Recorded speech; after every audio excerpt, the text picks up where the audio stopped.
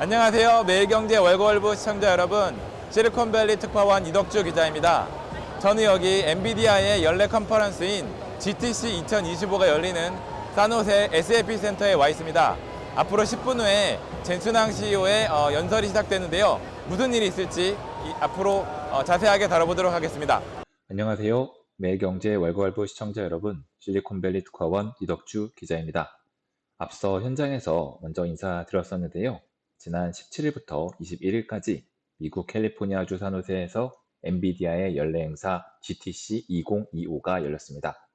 이미 2주 전의 행사이긴 하지만 워낙 AI와 테크 전반에 중요한 행사여서 오늘은 이 행사의 주요 내용과 의미를 빠르게 정리해 보도록 하겠습니다. GTC 2025는 세계 최대 AI 컨퍼런스로 불리고 있습니다. GTC는 GPU 테크놀로지 컨퍼런스의 약자로 GPU는 엔비디아가 만드는 반도체의 이름입니다. 간단한 연산을 아주 많이 동시에 하는 병렬 연산에 강한 반도체가 GPU인데요. 원래 GPU는 컴퓨터의 메인 처리 장치인 CPU를 보조하는 역할을 해왔습니다. 하지만 2012년 인공신경망을 활용한 딥러닝 방식의 인공지능이 대세가 되면서 여기에 쓰이는 엔비디아 GPU가 AI 시대 반도체의 중심에 서게 됩니다. GTU는 딥러닝 AI가 등장하기 전인 2009년에 시작되었는데요. GPU를 프로그래밍하는 쿠다2를 사용하는 개발자들을 위한 행사로 시작되었습니다. 점차 행사의 중심에 AI가 서면서 지금은 세계 최대의 AI 행사가 되었습니다. 사진은 18일 SAP 센터에서 열린 기조 연설 전에 젠순왕 CEO가 엔비디아 티셔츠를 대포에 넣어서 참석자들에게 나눠주는 모습입니다. 미국에서 스포츠 경기장에 가면 저런 식으로 티셔츠를 대포에 넣어서 뿌려주는데 황 CEO는 이번 행사를 AI 산업의 슈퍼볼이라고 말하기도 했습니다. 슈퍼볼은 미국에서 가장 인기가 많은 스포츠인 미식축구 리그의 결승전을 뜻합니다. GTC 2025가 전체 AI 업계에 중요한 이유는 여기서 향후 엔비디아의 차세대 제품에 대한 로드맵이 공개되기 때문입니다. 다음에 어떤 스펙에 어떤 제품이 공개될지 로드맵을 보면서 엔비디아의 협력사와 고객사들은 그에 맞춰 준비를 하게 됩니다. 이날 기조연설에서 젠순왕 CEO는 로드맵과 새로운 서비스를 공개했습니다. 엔비디아는 내년에 완전히 새로운 세대의 GPU 제품군을 내놓습니다. 엔비디아는 이제 GPU 반도체 칩 하나만을 만드는 회사가 아니라 반도체에서 시작해서 서버, 데이터 센터 전체를 만드는 기업으로 변모했는데요. 매 2년마다 처음부터 새롭게 설계한 플랫폼을 공개합니다. GPU 반도체부터 시작해서 모든 것이 2년 주기로 바뀌는 것입니다. 내년에 엔비디아는 새롭게 설계된 GPU와 CPU를 내놓는데요. CPU의 이름은 베라, GPU의 이름은 루빈이 됩니다. 베라 루빈이라는 유명 여성 천문학자 이름에서 따온 것입니다. 베라 루빈이 이것이 설치된 엔비디아의 표준 서버에는 144개의 GPU가 들어가게 되고 VR200 NBL 144라는 이름으로 불리게 될 것 같습니다. 하지만 더 강력한 변화는 2027년에 나오는 루빈 울트라가 될 것으로 보이는데요. 현재 엔비디아가 판매하고 있는 블랙웰 제품군이 2개의 GPU를 하나의 반도체 다이에 넣은 것인데 루빈 울트라는 4개의 GPU를 하나의 다이에 붙인다고 합니다. 그리고 1TB 용량과 초당 4.6PB 속도의 HBM4E가 탑재된다고 하죠.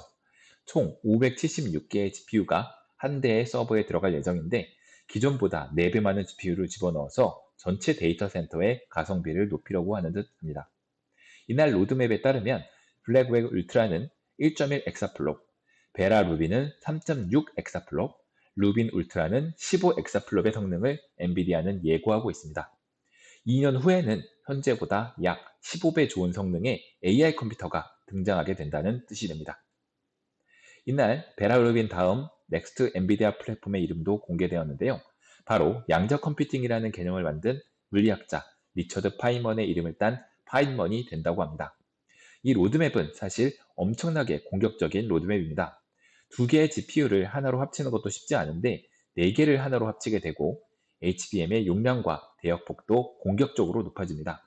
뿐만 아니라 NVLink를 비롯해서 네트워크의 성능도 좋아져야 합니다. TSMC, SK하이닉스와 같은 파트너 기업들은 엔비디아의 기준을 맞추기 위해 엄청난 기술 개발을 해야 합니다. 엔비디아의 HBM3E를 납품하지 못한 삼성전자 같은 경우 내년 HBM4와 그 다음 HBM4E를 납품하기 위해 엄청난 노력을 쏟을 것으로 보입니다. 엔비디아는 GTU 2025에서 세계 최초 실리콘 포토닉스도 내놨습니다. 실리콘 포토닉스는 컴퓨터 통신을 전자 대신 레이저 광자로 하는 기술인데요. 이를 통해서 반도체의 발열이 줄어들 것으로 기대됩니다. 이 실리콘 포토닉스는 엔비디아 주도로 파트너들과 함께 만들어진 기술로 무려 100개의 특허가 등록되어 있다고 합니다. AI 데이터 센터의 성능을 끌어올리기 위해 엔비디아가 공격적인 로드맵과 신기술을 제시하고 파트너 회사들이 이 기준을 맞출 수 있도록 끌고 나간다는 것을 이번 GTC에서 확인할 수 있었습니다. 젠츠낭 CEO에 따르면 현재 가장 많이 쓰이는 H 시리즈 호퍼 플랫폼에서 총 소요 비용을 성능으로 나눈 값을 1로 본다면 내년에 나오는 루비는 0.03이라고 합니다. 어째서 엔비디아는 이렇게 공격적인 로드맵을 제시하고 성능 향상에 나서는 것일까요? 두 가지 이유가 있습니다. 하나는 엔비디아가 AI 데이터 센터에서 무어의 법칙을 달성하려고 하기 때문입니다. 과거 인텔은 2년마다 성능이 1.5배씩 좋아지는 무어의 법칙을 주장했고 실제로 자신들의 CPU의 성능을 2년마다 끌어올렸습니다. 이는 컴퓨터의 성능이 매년마다 좋아지는 원동력이 됐고 전체 컴퓨터 산업이 커지는데 중요한 역할을 했습니다. AI도 마찬가지입니다. 엔비디아가 계속 하드웨어 측면에서 성능을 높여줘야 AI를 학습하거나 추론 서비스하는 데 드는 비용이 계속 줄어들게 됩니다. 두 번째는 경쟁 때문입니다. 엔비디아 GPU의 가장 큰 경쟁자는 인텔이나 AMD가 아닙니다. 가장 큰 고객인 클라우드 서비스 업체들, 즉 구글, 아마존 웹 서비스, 마이크로소프트가 직접 자체 개발하는 AI 가속기와 서버 컴퓨터가 경쟁자죠. 이 회사들은 엔비디아의 GPU와 데이터 센터가 너무 비싸다고 생각합니다. 그래서 자신들이 만든 것을 사용하려고 하죠. 하지만 엔비디아가 만든 GPU가 자체 개발 AI 가속기보다 월등히 성능이 좋고 이 클라우드 서비스를 쓰는 고객들이 엔비디아의 GPU를 찾는다면 엔비디아 제품을 구매하지 않을 수가 없죠. 압도적인 성능 향상이 엔비디아에게 필요한 이유입니다. 이번 GTC 2025에는 기조연설을 제외하고 젠츠낭 CEO가 직접 무대에 오른 세션이 하나 더 있었습니다. 바로 양자데이 세션이었습니다. 20일 열린 세션에서 젠츠낭 CEO는 12개 양자 컴퓨팅 기업의 임원들을 초대했고 양자 컴퓨팅 사업을 하는 마이크로소프트와 AWS 임원들을 초대했습니다. 양자 컴퓨팅 관련 주요 기업들을 한자리에 모은 것입니다. 올해가 끝이 아니라 내년에도 양자 컴퓨팅 행사를 열 것을 시사했습니다. 이 자리에는 한국 투자자들도 많이 투자하는 양자 컴퓨팅 회사인 아이온큐 이사회 의장과 리게티와 D-웨이브의 CEO도 참여했습니다. 양자데이에서 직접 제가 참석하면서 느낀 것을 한번 정리해 보도록 하겠습니다. 첫 번째는 양자 컴퓨터에 대한 정확한 개념 정의가 필요하다는 것입니다. 이것은 젠츠낭 CEO가 세션에서도 여러 번 말한 것인데요. 양자 컴퓨터라고 하면 우리는 PC 같은 개인용 컴퓨터를 생각하게 됩니다. 그래서 획기적으로 속도가 빠른 컴퓨터가 등장해 우리의 모든 문제도 획기적으로 빨라질 수 있다는 착각을 하게 됩니다. 그런데 실제로는 양자 컴퓨터는 개인용 컴퓨터가 아니라 GPU나 CPU 같은 프로세서와 유사한 것이라고 봐야 합니다. 그래서 QPU, 양자 프로세서 유니트라는 단어가 실제로 쓰이고 있습니다. 0과 1의 비트로 데이터를 만든 후 이를 반도체를 통해서 계산하는 것이 고전 컴퓨팅, 즉 CPU와 GPU가 하는 일입니다.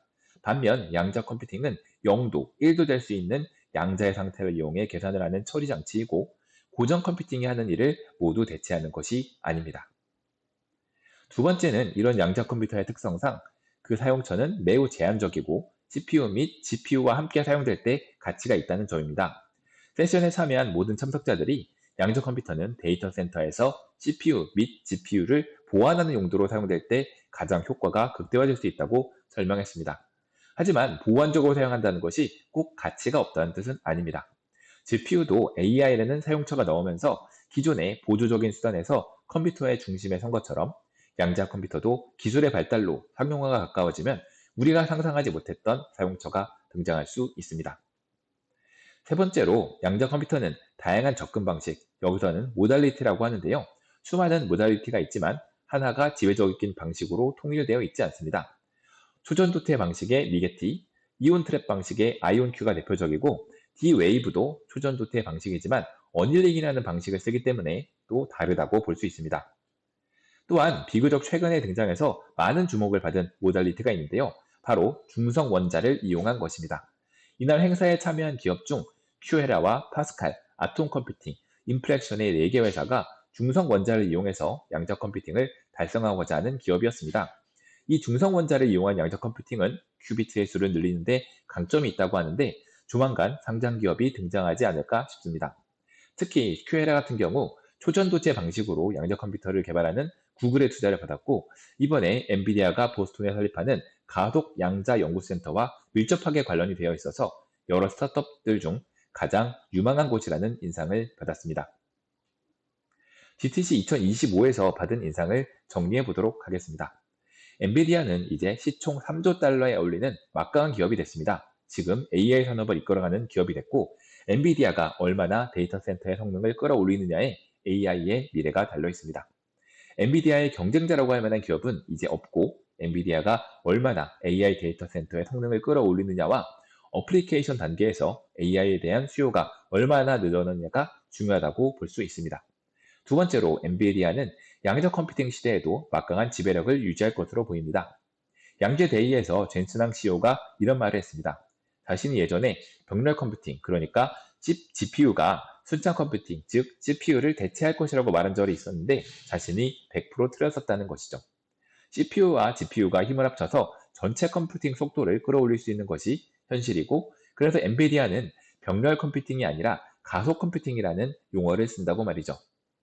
양자 컴퓨팅이 사용화되는 시대가 되어도 CPU와 GPU는 여전히 사용될 것이고 엔비디아는 가속 컴퓨팅과 양자 컴퓨팅을 결합시키는 기술을 제공할 것으로 보입니다.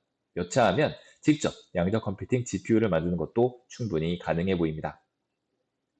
저는 지난해부터 2년 연속 GTC에 참석을 했는데요. 덕분에 엔비디아 웨이라는 책도 쓰고 여기 제가 작년에 젠슨왕 CEO 옆에서 사진 찍은 사진이고요. 올해에는 제가 쓴 책에 젠슨왕 CEO의 사인까지 받았습니다. 위대한 기업과 창업자를 가까이에서 보고 이를 저희 월걸프 구독자 여러분들께 소개할 수 있어서 큰 영광이었습니다. 오늘 제가 준비한 GTC 2025 얘기는 여기까지입니다. 저는 또 다음 주 일요일에 외경 월걸프로 다시 찾아뵙도록 하겠습니다. 감사합니다.